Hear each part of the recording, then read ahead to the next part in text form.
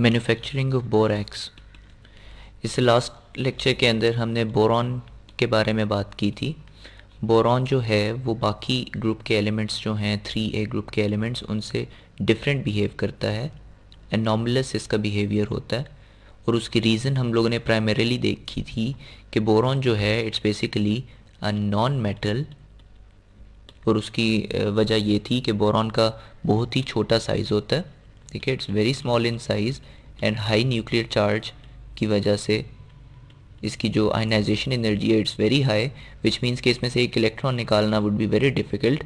सो electrons अगर नहीं निकाला जा सकता तो फिर definitely we can not call it a metal, क्योंकि मेटल्स के लिए एक इलेक्ट्रॉन डोनेट करना या एक से ज़्यादा डोनेट करना बहुत इंपॉर्टेंट होता है।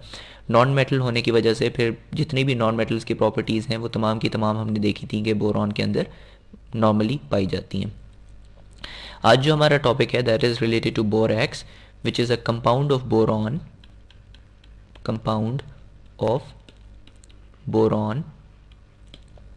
बोरॉन जो है प्राइमरीली किस किस्म के कंपाउंड्स देता है हमने लास्ट टाइम देखा था, गिव्स कोवलेंट कंपाउंड्स, और इसके ऑक्साइड्स हमने देखा था कि they are acidic in nature.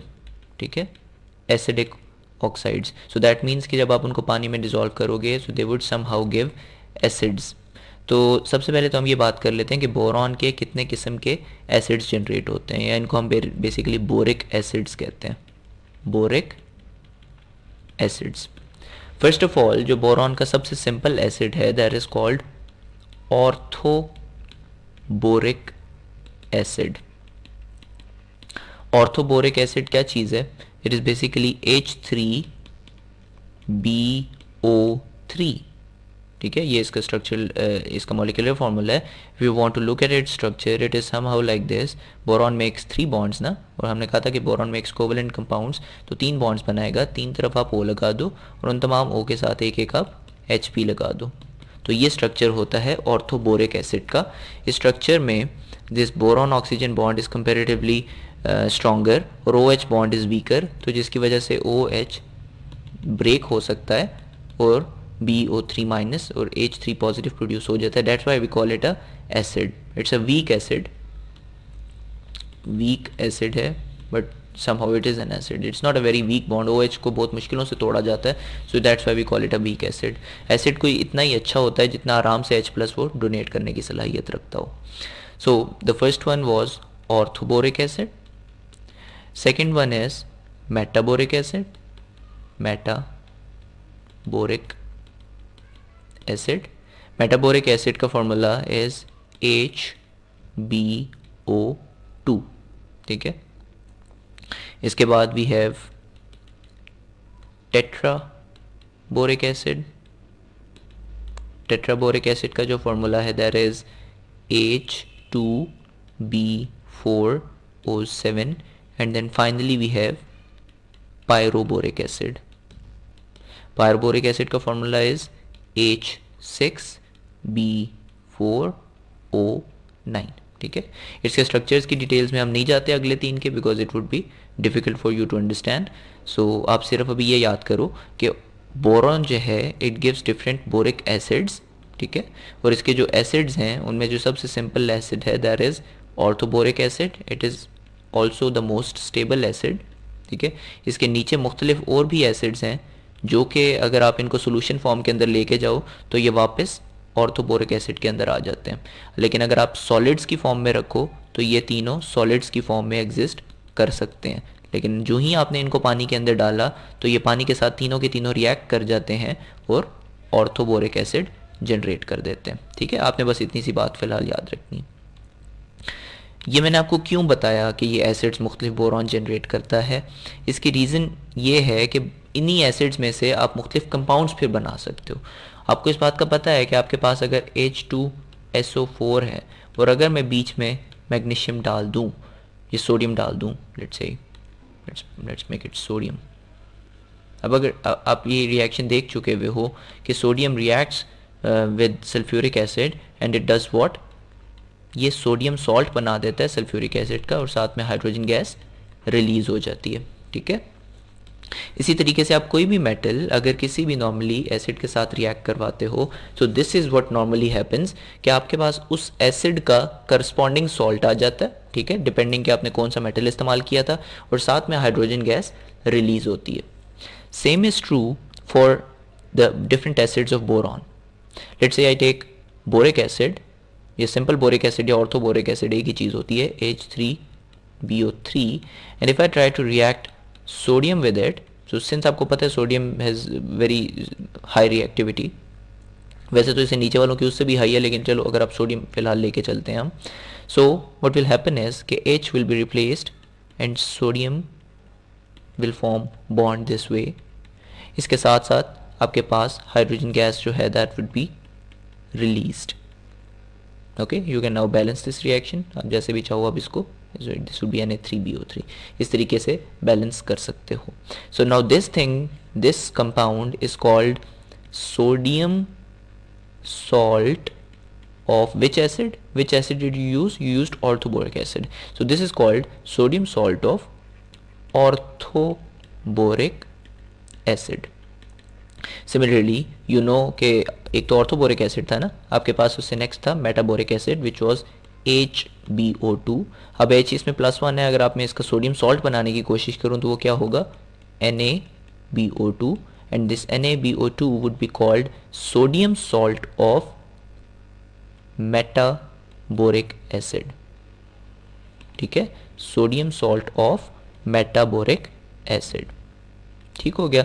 Similarly आप इसे नेक्स्ट वन पे अगर चले जाओ, which is tetraboric acid, which is H2B4O7. तो दो हाइड्रोजन हैं वो दो सोडियम से रिप्लेस हो जाएंगे and you will get Na2B4O7, and this is then called sodium salt of tetraboric acid.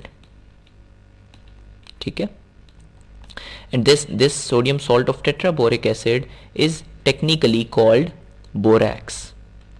ये मेरी सारी तमहीद बांधने का मकसद ये था कि आपको ये समझ आ जाए कि what is borax. It is one of the salts of the acids of boron. ठीक है, आई रिपीट कि बोरॉन मुख्तलिफ किस्म के एसिड्स जनरेट करता है. हमने पहले बात की थी कि बोरॉन के जो ऑक्साइड जो हाइड्रोक्साइड्स हैं वो एसिड्स जनरेट करते हैं. उनमें से एक एसिड इज़ टेट्राबोरिक एसिड, ठीक है, जिसके आपको फिंगर टिप्स पे इसका फार्मूला याद होना चाहिए, H2B4O7. और अब H2B4O7 का जो सोडियम सॉल्ट है which is Na2BO4O7, this is called borax. ठीक है, देन बोरैक्स इस फर्दर इसके आगे क्रिस्टलाइन प्रोडक्ट्स बनते हैं, जिनमें से एक बोरैक्स पेंटाहाइड्रेट है और एक बोरैक्स डेकाहाइड्रेट है. ठीक है, these are hydrated forms of borax. Hydrate means water molecules attach to this, deca means 10, penta means 5. तो आप Na2B4O7 के साथ अगर 10 मॉलिक्यूल्स पानी के अटैच कर दो, this thing is called borax decahydrate. So this is it. ये आपको एक जनरल सा इंट्रोडक्शन मैंने दे दिया है बोरैक्स के बारे में. Now let's go on. अब हम लोग प्रिपरेशन देखते हैं कि बोरैक्स को किस तरीके से प्रोड्यूस किया जा सकता है.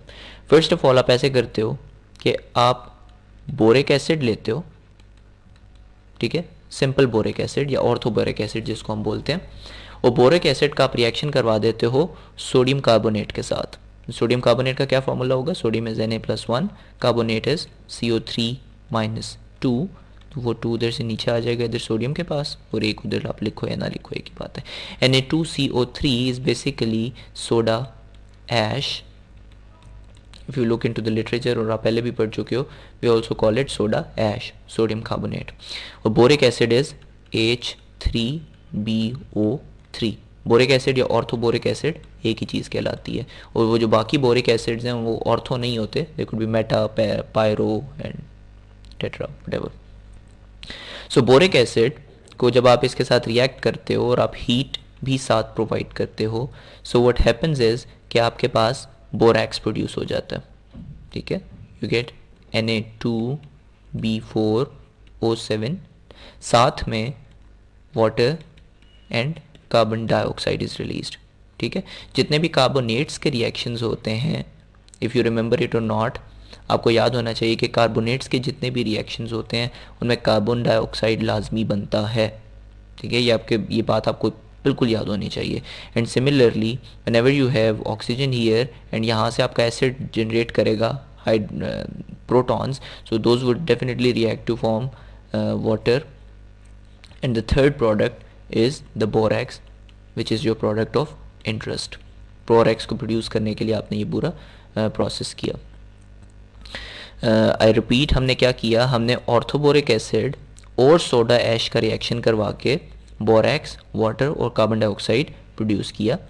This is the first way जो पुराने ज़माने में यूज़ हुआ करता था। पुराने ज़माने का मतलब आज से हज़ारों साल पहले की बात नहीं है, क्योंकि डेफिनेटली केमिस्ट्री लास्ट 100 ईयर्स में ही डेवलप हुई है सारी। जो आजकल मेथड यूज़ किया जाता है उसमें आप ये करते हो कि सोडियम कार्बोनेट ही यूज़ करते हो, Na2CO3 सोडियम कार्बोनेट या सोडा ऐश। अब सोडा ऐश का बजाय इसके कि आप बोरिक एसिड के साथ रिएक्शन करवाओ, आप इसका रिएक्शन कराते हो कोलेमेनाइट के साथ। अच्छा, why colemanite and what is colemanite? Colemanite is basically an ore of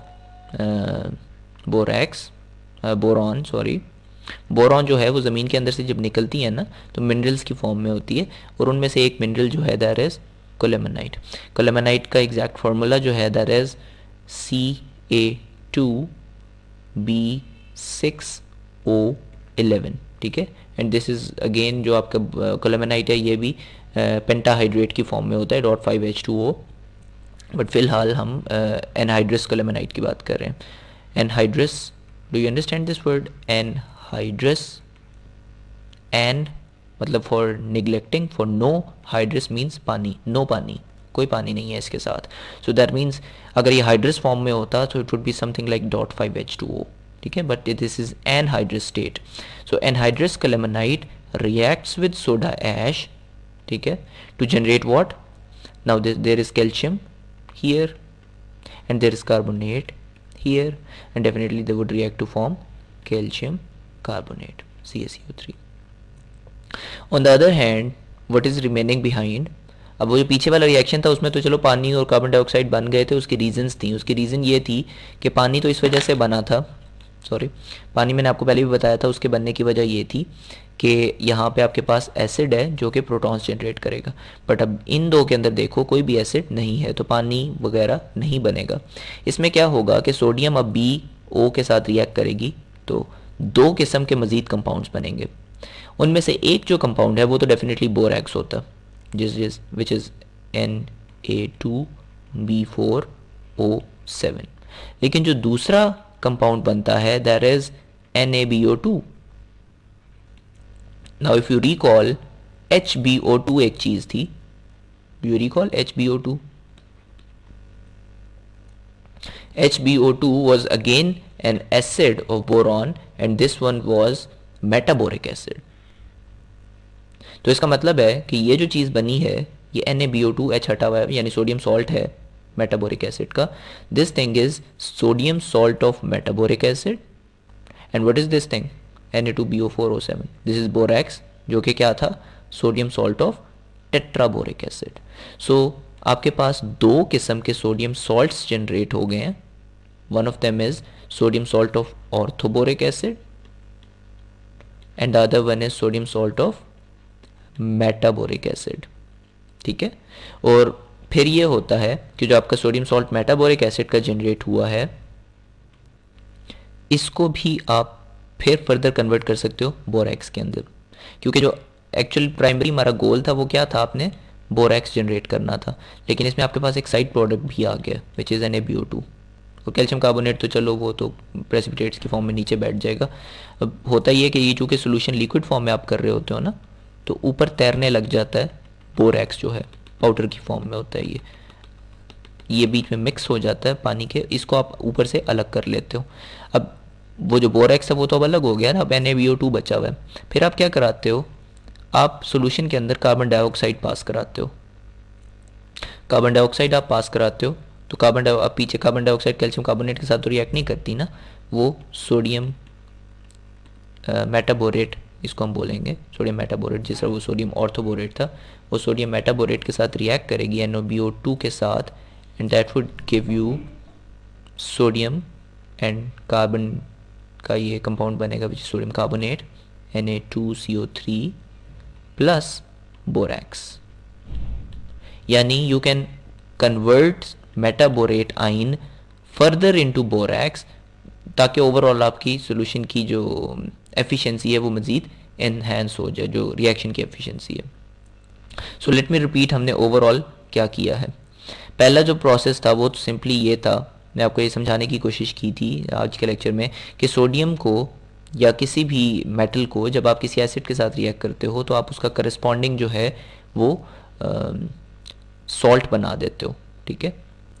so in the present situation you will make sodium salt of orthoboric acid या मेटाबोरिक या टेट्राबोरिक, और जो sodium salt of tetraboric acid होता है इसको हम borax बोलते हैं। देन हमने देखा था कि बोरैक्स पेंटाहाइड्रेट और बोरैक्स डेकाहाइड्रेट की काफ़ी सिग्निफिकेंस है। क्या सिग्निफिकेंस है ये इसे नेक्स्ट लेक्चर में हम लोग देखेंगे। ये होता क्यों हम बोरैक्स प्रोड्यूस कर रहे हैं, इसका काम क्या होता है, ये नेक्स्ट टाइम हम देखेंगे। ओके, फिर जो प्रिपरेशन का पहला मेथड हमने देखा वो ये था कि आप बोरिक एसिड लेते हो और सोडा ऐश के साथ उसका रिएक्शन करवाते हो, ठीक है। और H और CO3 होने की वजह से H2CO3 बनता है which is basically H2O plus CO2। On the other hand आपके पास बोरैक्स एक प्रोडक्ट बनता है विच इज़ Na2B4O7।